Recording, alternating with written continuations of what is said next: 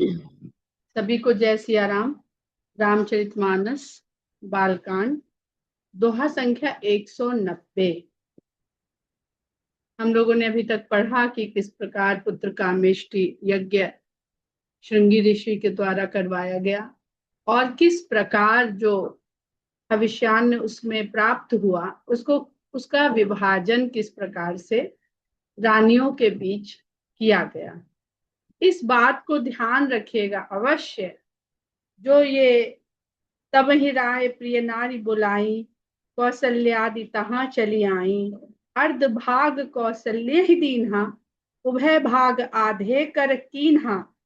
कैकेयी कह नृप सो दयऊ, रह्यो सो उभग पान भाग पुनि भयऊ। कौशल्या कैकेयी हाथ धरी, दीन्ह सुमित्र ही मन प्रसन्न कर। तो दशरथ जी ने जिनको अपने अपने हाथ से खीर का भाग दिया उनको एक एक पुत्र की प्राप्ति हुई और कौशल्या और कैकेयी ने जिनको अपने हाथ से दिया उनको 2 पुत्र की प्राप्ति हुई, क्यों उनको 2 जगह से मिला। 2 जगह से मिला और जो भाग था उस भाग से ही एक भाग और करके दिया। ठीक।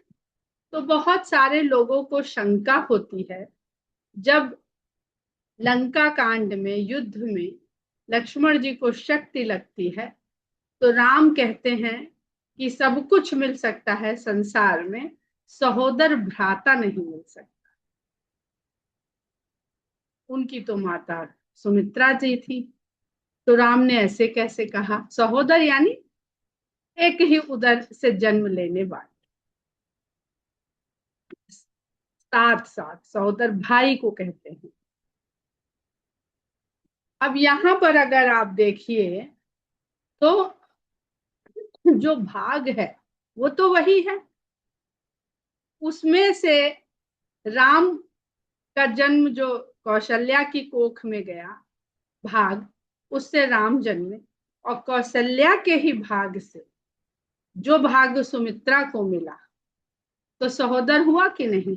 अगर कौशल्या उसे न देती, दशरथ जी ने तो कुछ कहा नहीं, वो भी ग्रहण कर लेती तो वो उन्हीं के उदर में जन्मते पनपते, वहीं से जन्मते। परंतु कौशल्या जी ने उसको सुमित्रा को दे दिया, यानी अपने ही उदर का जो भाग था वो उन्होंने सुमित्रा जी को दिया। इसी तरह कैकेयी जी ने। तो इसीलिए जो राम और लक्ष्मण सदा साथ रहते, कभी अलग सो नहीं पाते थे, खा नहीं पाते थे लक्ष्मण जी। खेलते थे तो जब टीम बनती थी तो लक्ष्मण जी सोच ही नहीं पाते थे कि वो राम की टीम में ना रहे। उनके लिए कल्पना से परे था। जब अभी हम लोग जब वनवास प्रसंग पढ़ेंगे तो वहां पर ये सब चीज पढ़ने में आएगी। तो अब ये शंका मत करिएगा कि राम ने ऐसा कहकर विलाप क्यों किया। वो तो उनके जन्म से पहले ही सहोदर का ही उनका नाता था। तो जो विलाप है वो कहाँ से जुड़ा हुआ है भगवान राम को, और ये मनुज लीला है। तो वो विलाप बहुत ही भाई के लिए दर्द भरा विलाप है वो। आगे एक और शंका लोग करते हैं, उसके हम लोग वहीं पर चर्चा करेंगे क्योंकि इस समय उस बिंदु को यहाँ पर उठाने का कोई अर्थ नहीं। 2 शंका करते हैं कि तुम अपने माता के इकलौते पुत्र। अब इसका आप लोग थोड़ा सोचिएगा, ये क्यों कहा? वो तो अब अपनी माता के तो 2 पुत्र थे, भरत और शत्रुघ्न। तो इसको यहीं छोड़ते हैं और यहाँ से अब आगे बढ़ते हैं कि जोग लगन गृह बार तिथि सकल भय अनुकूल।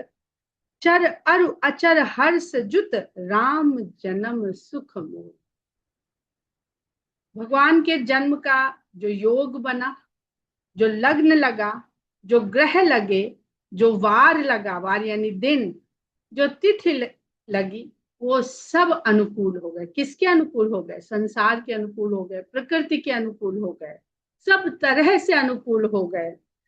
चर अरु अचर, चर अचर जितनी भी प्रकृति थी सब हर्ष युक्त हो गई।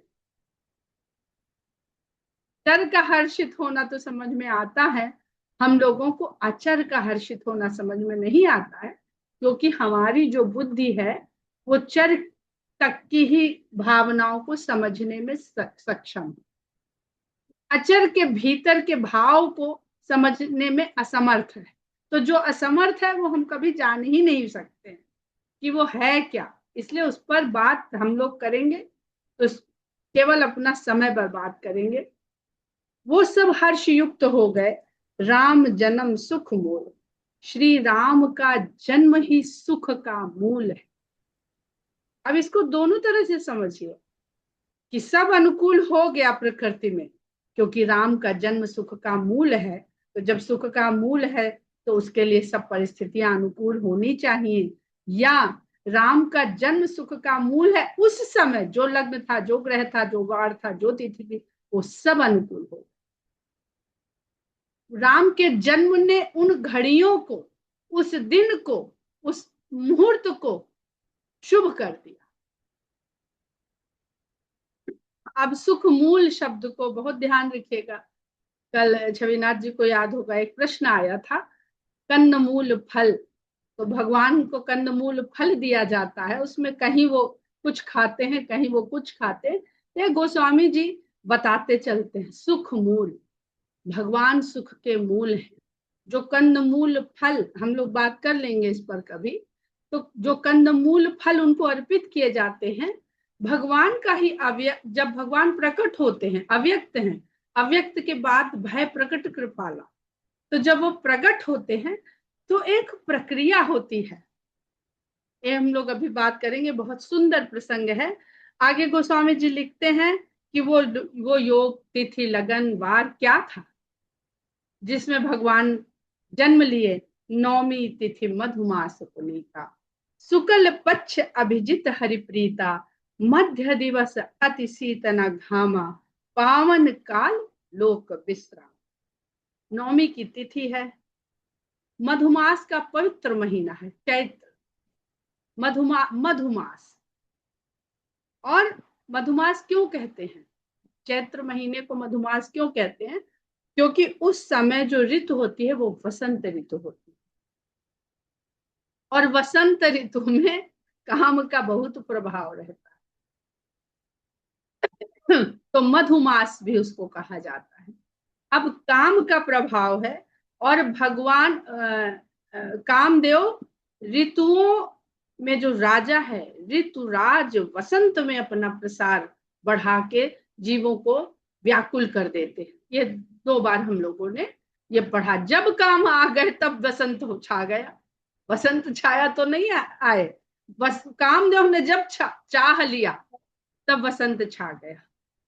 तो भगवान राम उसी ऋतु को चुनते हैं, ऋतुराज वसंत, क्योंकि भगवान राम इतने बड़े राजवंश में, पहले ही कह दिया उन्होंने, इतने बड़े राजवंश में जो रघुकुल है, रघुवंश है, वहां पे जन्म ले रहे हैं।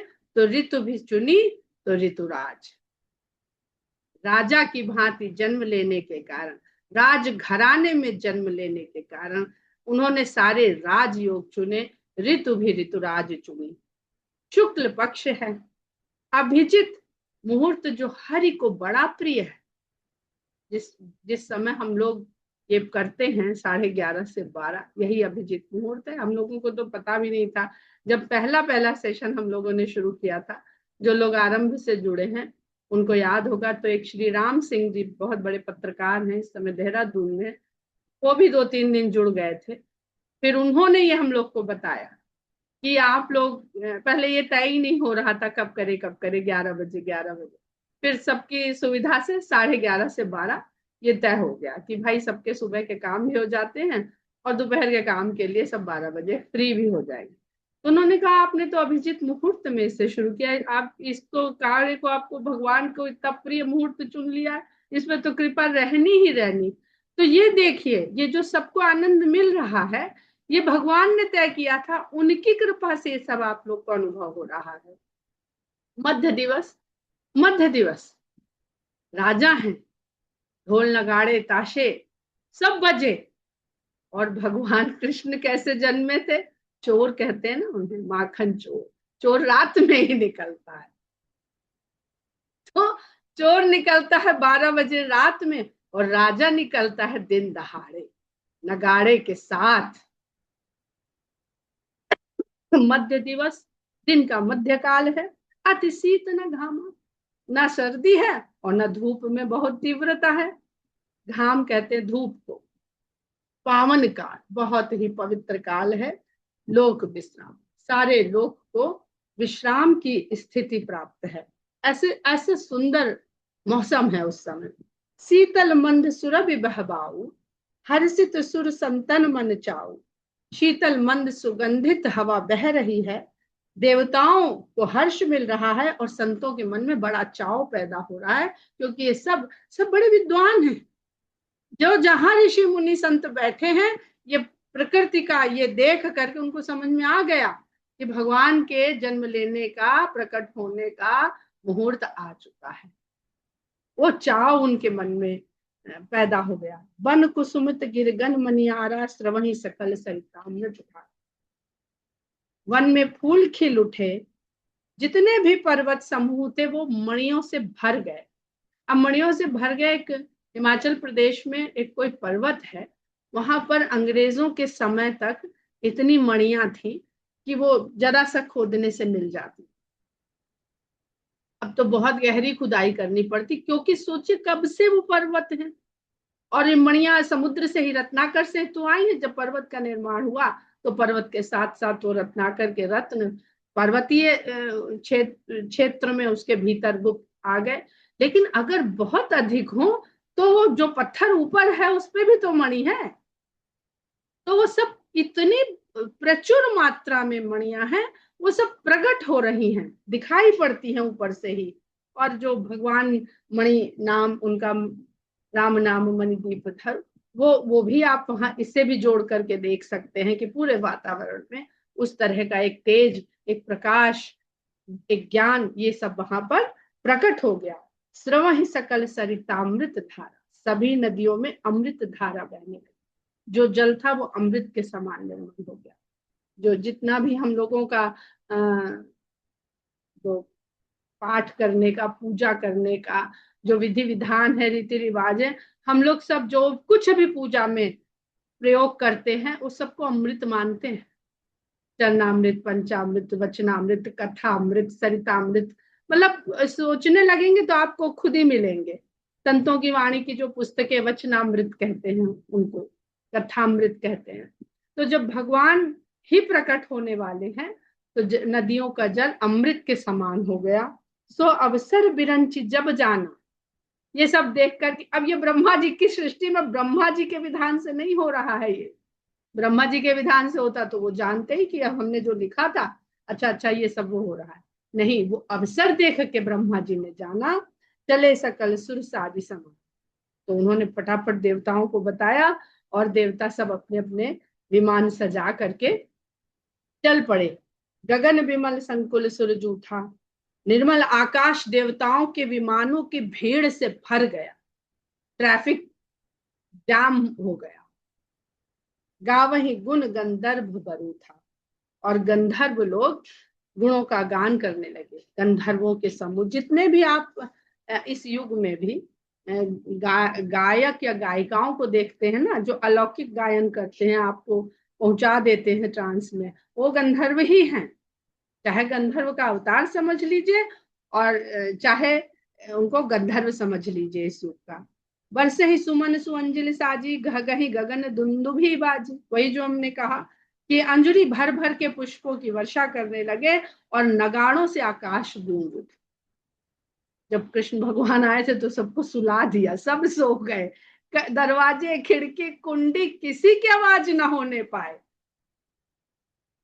और भगवान जब राम के प्राकट्य होने का समय आया और अंधियारी रात में आए कृष्ण भगवान, कि कोई परछाई भी ना बन सके, कि कोई देख सके कौन जा रहा। स्तुति करही नाग मुनि देवा, नाग मुनि और देवता लोग स्तुतियां गाने लगे।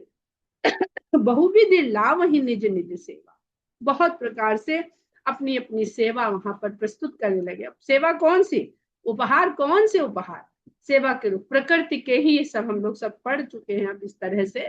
तो जो प्रकृति जिस देव के संचालन में जो विभाग है, वो उसको प्रचुर मात्रा में वरुण देव सुगंधित शीतल मंद पवन चला रहे हैं, फूल खिला रहे हैं, कोई वातावरण को अच्छा किए हुए हैं।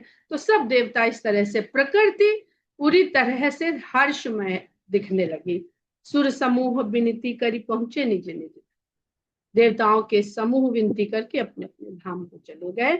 जग निवास प्रभु प्रगटे अखिल लोक विश्राम, जग निवास जगत में निवास करने वाले प्रभु, लोक को विश्राम, अखिल लोक को विश्राम देने वाले प्रभु प्रगटे। अब जरा कौशल्या माता और मनु महाराज और शत्रुपा ने जब तपस्या करी थी, और तपस्या करते करते किसी भी ब्रह्मा शंकर किसी भी के आने से उन्होंने भगवान के दर्शन की इच्छा नहीं त्यागी थी, तब देखिए गोस्वामी जी ने लिखा था दोहा संख्या 145 के बाद, दंपति बचन परम प्रिय लागे, मृदुल विनीत प्रेम रस पागे, भगत बछल प्रभु कृपा निधाना, विश्ववास प्रगटे भगवान। तो जो भाव भक्त का होगा, भगवान किसी रूप रंग और आकार आकृति में बंधे नहीं है, जो भाव भक्त का होगा भगवान उसी रूप में प्रकट होंगे। अभी ये पूरा जो स्तुति है आगे, इसमें आप लोगों को ये बात और स्पष्ट हो जाएगी।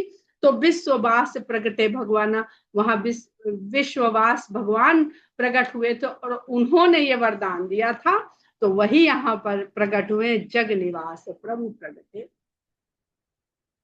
अखिल लोक विश्राम। वहां तो विश्व में वास है, अब तो थोड़े दिन रहना पड़ेगा, इसलिए निवास, जो जिसका सब जगह वास है वो तो सब जगह बसा हुआ है। जग निवास, अब उनको निवास करना पड़ेगा। तो ये थोड़ी है कि वहां निवास करेंगे तो कहीं और से हट जाएंगे, ऐसा कतई नहीं होगा।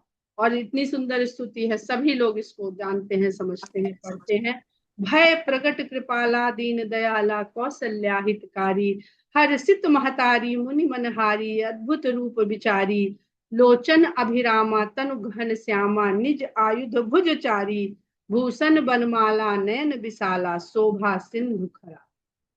तो कौन प्रकट हुए? सबसे पहले देखिएगा तो निर्गुण उनके रूप को बताया जा रहा है, कृपाल। अब कृपाला को तो कोई देख नहीं सकता, पर कृपाला प्रकट हो। जो कृपा अप्रकट, कृपा दिखती है भगवान की? नहीं दिखती है। तो भय प्रकट कृपा, कृपालु भगवान प्रकट हो गए, दीनों पर दया करने वाले और कौशल्या के हितकारी। तो भगवान कृपालु हैं इसलिए प्रकटे, और कौशल्या के हित को तो करेंगे ही करेंगे, कौशल्या का हित करने वाले। लेकिन केवल कौशल्या का हित नहीं करेंगे, दीनों पर दया करने वाले हैं, तो प्रकट होके दीनों पे दया भी करेंगे। खाली कौशल्या तो रहते बढ़िया अयोध्या में, और कौशल्या माता को जब तक जीवन रहता उनका, उनको आनंद देते रहते। लेकिन वहां तो अभी तो कौशल्या माता रानी है, और भगवान जब दीनों पे दया करने चले जाएंगे तो कौशल्या माता कितनी, मतलब भगवान से बिछड़ने के दीनता के भाव में चली जाएंगी। हर्षित महतारी मुनि मनहारी, अद्भुत रूप विचारी, जिस रूप का केवल मुनि लोग विचार करके ध्यान करते हैं, भगवान के जिस रूप का मुनि लोग केवल विचार करके मन में ध्यान करते हैं, और उनके मन को हर लेता है खाली विचार कि भगवान का रूप ऐसा होगा।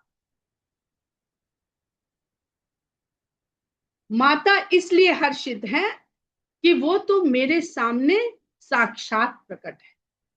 लोचन अभिरामा तनु घन श्यामा, अब जब प्रकट हुए हैं तो कैसा शरीर है? तनु घन श्याम, उनका शरीर मेघवर्णी है,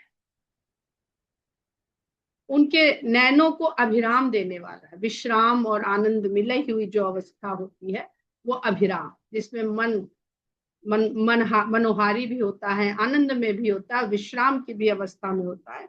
निज आयुध भुजचारी, अपने चारों आयुध के साथ भगवान उनके सामने घनश्याम तन में प्रकट हुए। अब माता शतरूपा ने और मनु महाराज ने तो जब उनसे कहा था कि वो रूप दिखाइए जो शंकर के मन में बसता है, तो वो धनुर्धर रूप में आए थे। तो यहाँ पर क्यों आ गए चार? तो ये तो उन्होंने वहां दर्शन किया था। तो ये निज आयुध भुजचारी चतुर्भुजी रूप क्यों प्रकट किया? क्योंकि वो परात्पर ब्रह्म थे, जिसको उन्होंने अपने प्रेम से प्रकट कर लिया था, और उसी रूप में प्रकट कर लिया था जिस रूप में वो चाहते थे, जिस रूप का ध्यान शंकर रखते धरते। लेकिन अब उनसे जब सुत मान लिया, तो उस परात्पर ब्रह्म को, उस परमात्मा को उस रूप में आना है जो पालक और रक्षक बन के आगे। इसलिए विष्णु के रूप में पहले हुआ, जो चतुर्भुजी भगवान विष्णु का स्वरूप, उस रूप में आते हैं। और है, देखिए, तो जब माता सती ने देह त्याग किया और माता पार्वती के रूप में तपस्या करी, तो शंकर भगवान ने कितनी परीक्षा ली। किसी का प्रिय बिछड़ जाए और उसे पता चले कि भाई वो वहां पर है, जैसा सती माता ने किया, तो दौड़ के व्याकुल होकर के जो प्रिय है वो दौड़ के मिल लेगा, गले लगा लेगा उसे।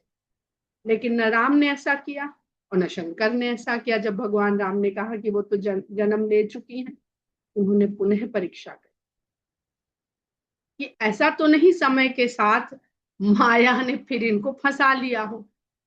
तो भगवान विष्णु के रूप में, चतुर्भुजी रूप में आते हैं कि ऐसा तो नहीं इतना समय बीता, अभी भी वही अवस्था है।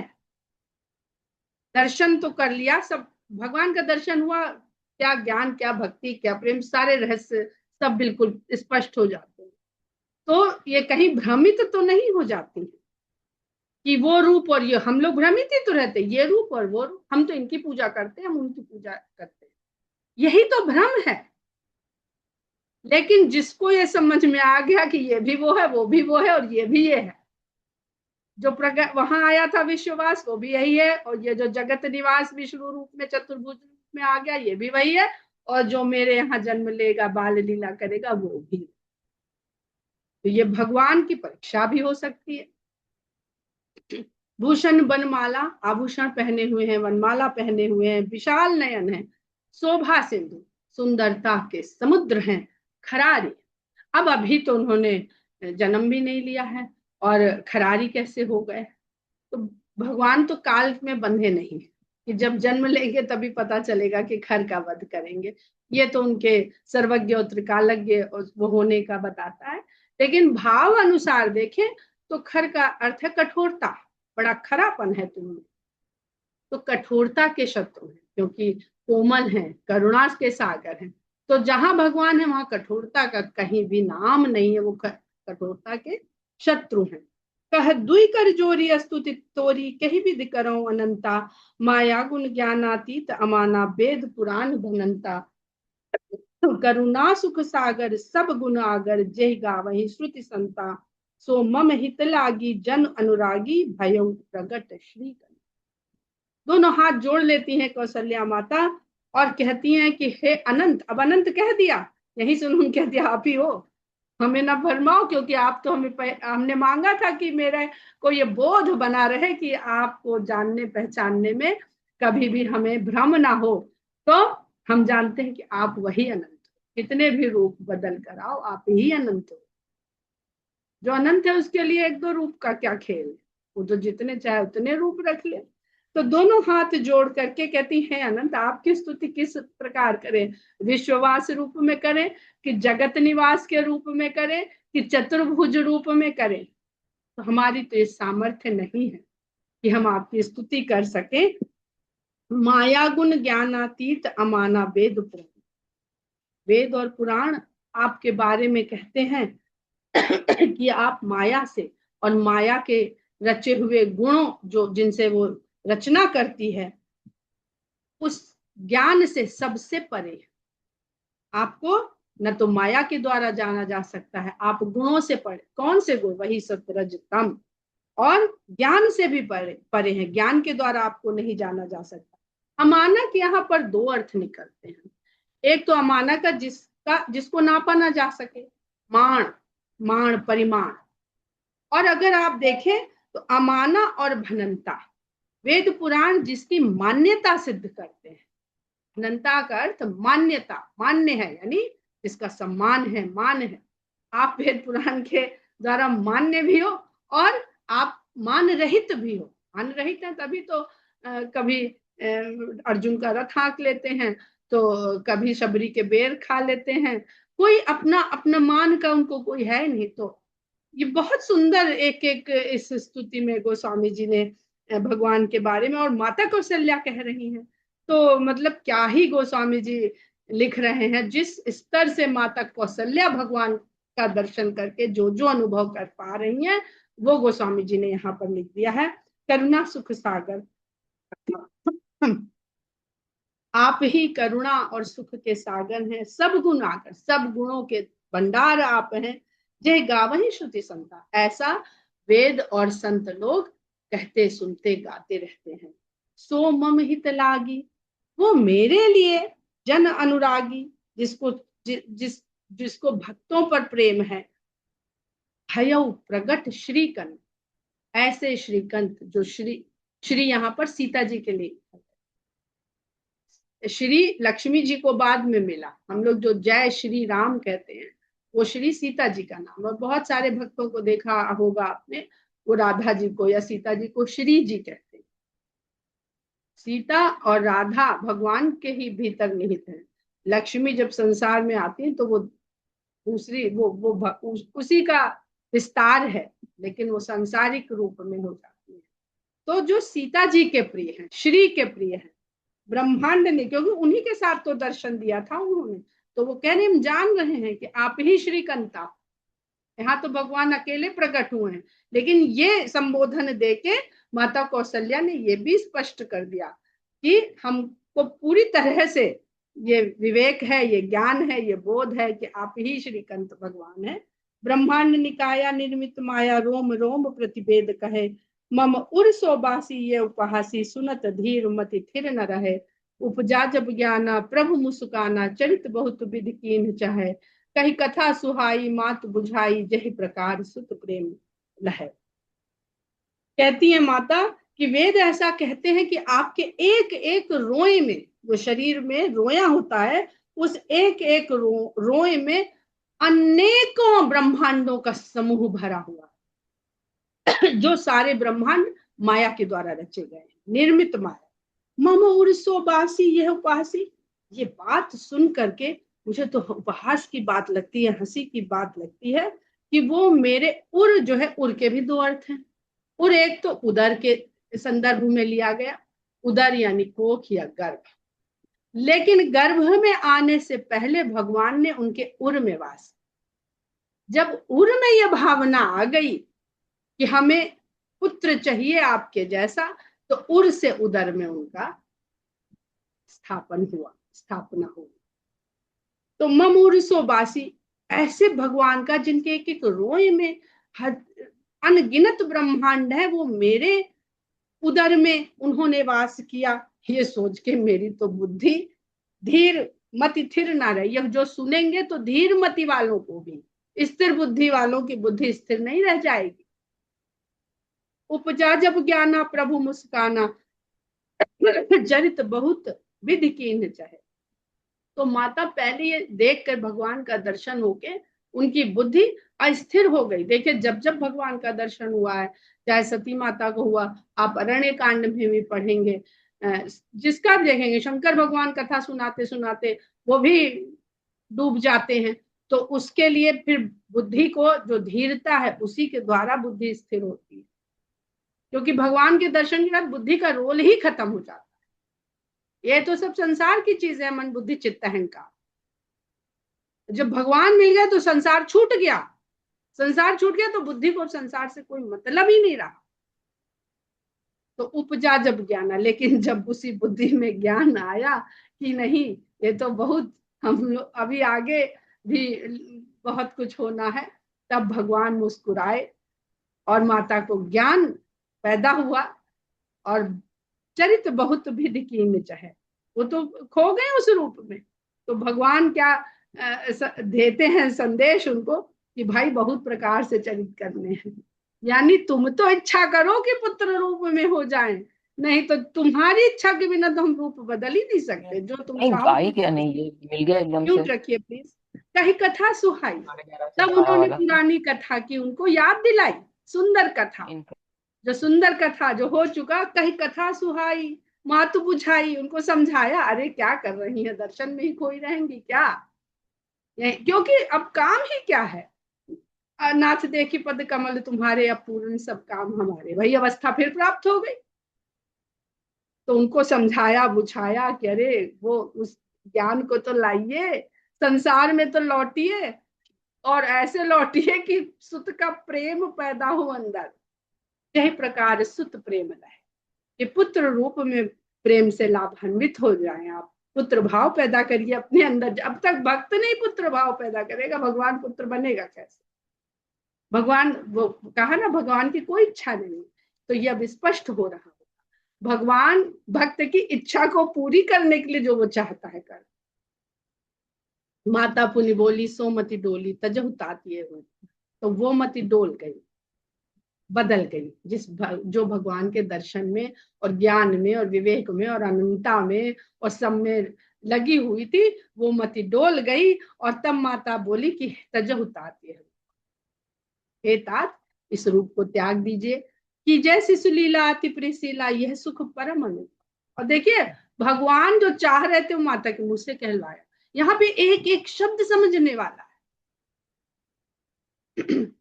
और कहती हैं कि शिशु लीला करिए, वो लीला ही बहुत प्रिय है मुझे, वही सुख देने वाली है, परम अनुपम सुख देने वाली है। सुनि बचन सुजाना, रोदन ठाना होई बालक सुरभूपा। सुजान, सुंदर ज्ञान से भरे हुए ये वचन जब भगवान ने सुने तो रोने लगे, बच्चे बन गए।